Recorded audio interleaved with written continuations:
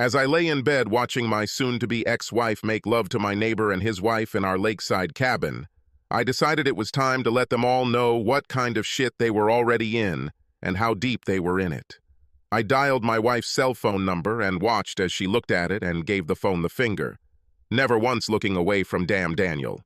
Okay, since she didn't want to talk to me, I dialed Sandy's cell phone number as she lay next to her, watching her husband pleasure my wife. She looked at the number and, not recognizing it, accepted the call. "Sandy, put your phone on speaker and give it to that bitch next to you, now," I said. Sandy, recognizing my voice, jumped up, startled by the realization that she had caught them all. She handed her cell phone to my soon-to-be ex-wife, who had already stopped making love to Daniel, forgetting to put her phone on speakerphone. "Sharon, put it on speakerphone now." I watched as she figured out how to do this, and then continued, "Don't come home, don't try to call me or contact me in any way. From now on, you are dead to me, and soon you will be dead to everyone else. And just so you know, I didn't cheat on you. It was just a plan made by your good friends so Daniel could have sex with you. Now hand the damn phone to Daniel and listen carefully because what I'm about to say applies to all of you." I spoke as calmly as if I was talking about the weather. Now that she heard my voice, she began to say in shock, "Ron, this isn't, I immediately interrupted her. "That's exactly what I see. The room in which you have sex is connected to audio and video and has been connected for the last 6 weeks. Think about what you three have done and said in the last 6 weeks while you get dressed and pass the phone to your soon-dead lover." Even over the somewhat grainy picture on my laptop, I could see the color drain from her face as she looked at Daniel and said, "He knows and is watching us now." And she handed the cell phone to Daniel, looking around the room as if she could see the cameras, before he could start spewing his crap about how it was the first time. Blah, blah, blah. I interrupted him and said, "Daniel, my good neighbor and good friend, you need to decide 2 things as soon as I hang up after this call. First of all, I hope you have enough cash on you and enough gas in your car to get you out of the country as soon as possible, because from now on, I'm declaring open hunting season for your cheating ass and the 2 sluts with you. And you should know that I am an excellent shooter and keep that in mind. Secondly, never try to return to this area. Don't try to come back to pick up your things or sell your house. It would be a waste of time anyway, since your house is burning down as we speak. Don't bring your slutty wife here, and don't try to be noble by giving me back my soon-to-be ex-wife, because I don't want to see either of them. Your best option is to run.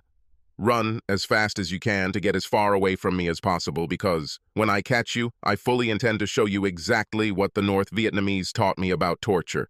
I know you like those Rambo movies. Well, that was a Hollywood invention. I'm going to show you real life. As for your cheating wife who used to be mine, I wouldn't have anything to do with either one. I'll tell you that it's easier to run alone than to drag 2 unfaithful bitches along with you. They need to know that if they are with you, when I catch up with you, they can share all the fun with you. I'll have no problem including both of them in your torture. I've seen and heard enough over the last 6 weeks that my anger is more than enough to engulf both of them. I'll hang up now. You have 1 hour to get the hell out of my shack, and the clock starts ticking right now. The sad thing is that you don't know exactly where I'm calling from. I could be at home or I could be around the corner at the lakeside grocery store. Start running, idiot." And I hung up. Sharon watched Daniel as I said my part. He turned slightly pale. Then, as if he couldn't believe what I was telling him, he began to demonstrate his confidence that I was all bark and no bite. I was looking at the screen when all 3 of them spoke at the same time. Daniel said, "He's just deceiving us. He doesn't have the courage to do anything like that." "You never listened to what Ron said about Vietnam when you 2 were watching Rambo, did you, Dan?" asked Sharon. "No, all these old veterans embellish their exploits to make themselves feel better," Dan answered. "Well, you're wrong about Ron. He spent almost 1.5 years in a Viet Cong prison camp, and I can say with certainty that he has PTSD and still has nightmares. Moreover, he does not lie, has never lied, and hates those who lie." "So what's all this crap about him not cheating on me?" Sharon asked, looking at Daniel and Sandy. Sandy looked at Daniel and said, "Danny, you said that you have evidence that he cheated. Where are they?" Daniel shrugged, saying, It doesn't matter now. Besides, he has no evidence that anything happened here. This location is not connected to the network. He's lying. Sharon said, "Didn't you hear what I just said?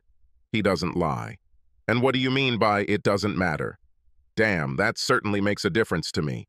To get things moving, I decided to call them back and put an end to their bullshit. The phone rang, and Sharon, seeing that I was calling and thinking that I was calling to confess that I had lied to them, answered the phone. "Your threats are," she began smugly. I interrupted her. "It's easy to understand who is telling the truth." "Daniel, turn the TV to channel 126 and tell me what you see, you bastard. Then get dressed. You're wasting precious time." "Sandy, call your mother Miriam and ask her how your house is. Remember, time goes by. By the way, Sandy, you might as well ask her why she's been having sex with Daniel every Tuesday at my cabin for the last 5 weeks." And I hung up. Daniel turned the TV to the appropriate channel and immediately saw a live image of the three of them looking at the TV. Sandy called her mother. Her mother said they tried to contact them for 2 hours to tell them about the fire that destroyed their home. Everything disappeared in the fire. When Sandy asked her what she did with Daniel every Tuesday, after a very short silence, Miriam simply said and hung up. Sandy turned to come face to face with Daniel, but all she saw was his back as he walked out to his car and drove away. He didn't even pack his things. He just got dressed, took his money, emptied their wallets, and left the two bitches there alone. No car, no money, no credit cards, nothing. As Daniel drove away from the cabin, Sharon shouted, "You sons of bitches!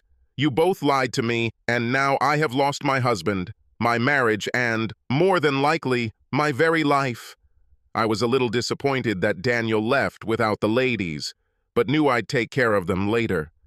Sandy, who was as stupid as her husband, said, "Oh, don't be so dramatic, Sharon. It was just a little sex. No one would be killed, let alone seriously injured. Ron doesn't have any PTSD, and he's not the right person to—" That was all she had time to say. Suddenly there was a huge explosion as Daniel's car pulled into the driveway and set off the tripwires leading to the charges placed there.